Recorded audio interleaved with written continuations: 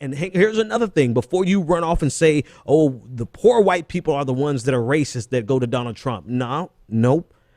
I believe it was either the average or the median income of I'm not sure because there's a big difference. So my fact checkers, go and check that. But it was either the average or the median income for a Donald Trump supporter is about $75,000 a year. Which means the average Donald Trump supporter is doing better than the 50% of the African-American community. They are not the ones who are poor. We are. And so we have this image in our mind that all of Donald Trump supporters are these poor, toothless, Southern rednecks, when in reality, most of them are like Joe the plumber. They're independent contractors. They have a modest measure of wealth, and they're just aggravated because they realize how much taxes, how many dollars in taxes they have to pay. I was coming into picking up my wife from the train and passing by and saw a whole group of Trump supporters. And not a single one of them, of course it's anecdotal, right? But, half the time I'm going to deal in anecdotes. The other half of the time I'm going to give you some data. So let's just be real. But it's anecdotal, but not a single one of them looked remotely poor. Every single one of them looked like they either own a business or was a CEO of somebody's business or a VP of something, right? And we have this misconception that Donald Trump represents all the poor, racist bigots. And we have this misconception that poverty is aligned with economics,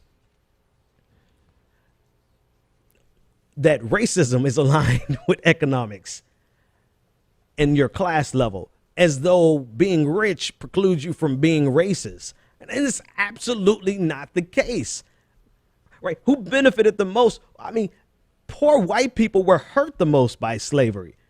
They could not compete with free slave labor. Who benefited from it? The aristocracy, the rich, the wealthy.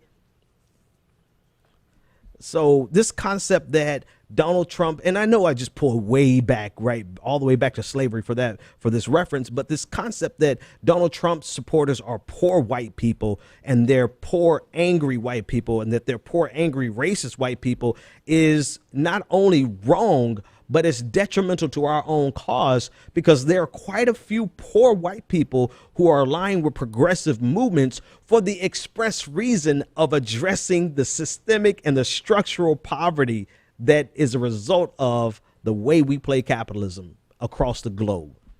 But we would never be able to find solidarity with them if we always see them. And of course, they have their problems that they have to overcome, for sure. Absolutely. But on our side of the equation, we let black people like Joyanne Reed and Charles Blow and Jonathan Capehart and all the black media heads who are making probably $500,000 a year. We're letting them tell us that the thing that we should be concerned about is the fact that Donald Trump was insensitive to black people and completely ignore the conversation of what he said was accurate.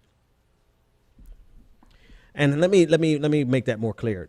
What he said wasn't accurate, but the sentiment of what he was trying to say is very, very accurate.